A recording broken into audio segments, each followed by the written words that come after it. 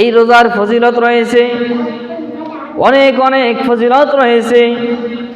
হাদিস শরীফ অসংখ্য হাদিস আছে রোজার ফজিলত সম্পর্কে। এই ফজিলতগুলো বলে শেষ করা যাবে না, যতটুকু সম্ভব হয় বলবো। একটা হাদিস বলি।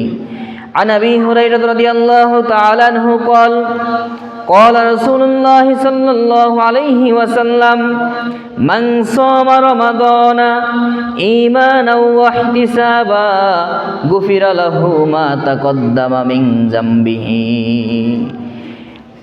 আল্লাহ রাসূল সাল্লাল্লাহু আলাইহি সাল্লাম ইরশাদ করেন, যে ব্যক্তি ঈমানের সাথে এবং সওয়াব লাভের আশায় রমজান মাসে রোজা রাখবে, আল্লাহ রাব্বুল আলামিন তার জীবনের পূর্বের সকল গুনাহ খাতা ক্ষমা করে দিবেন। জোরে বলুন সুবহানাল্লাহ। রমজানের রোজা রাখলে, যে ব্যক্তি রোজা রাখবে আল্লাহর প্রতি দৃঢ় বিশ্বাস নিয়ে এবং সওয়াবের আশায়, সে ব্যক্তির জীবনের সকল গুনাহ আল্লাহ ক্ষমা করে দিবেন। শুধু তাই নয়,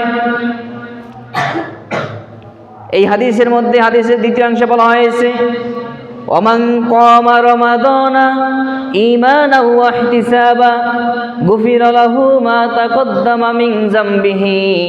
যে ব্যক্তি রমজান মাসের রাত্রিবেলায় দাঁড়িয়ে দাঁড়িয়ে রাত্রি জাগরণ করবে, দাঁড়িয়ে দাঁড়িয়ে নামাজ পড়বে, তারাবির নামাজ পড়বে, তাহাজ্জুদ নামাজ পড়বে, এভাবে করে দাঁড়িয়ে দাঁড়িয়ে রাত্রি জাগরণ করে নামাজ পড়বে, ওই ব্যক্তিরও পূর্বের সকল গুনাহ খাতা আল্লাহ রাব্বুল আলামিন মাফ করে দিবেন। জোরে বলুন সুবহানাল্লাহ।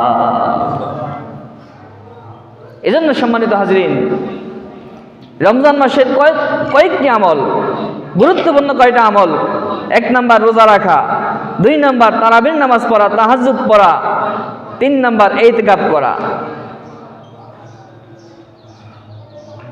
লাইলাতুল কদরকে তালাশ করা।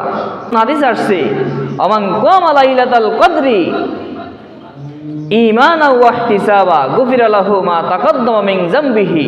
যে ব্যক্তি লাইলাতুল কদরের রাত্রিতে দাঁড়িয়ে দাঁড়িয়ে নামাজ পড়বে, রাত্রি জাগরণ করবে, দৃঢ় বিশ্বাস নিয়ে সওয়াবের আশায়, ওই ব্যক্তির জীবনের সব গুনাহ আল্লাহ মাফ করে দিবেন।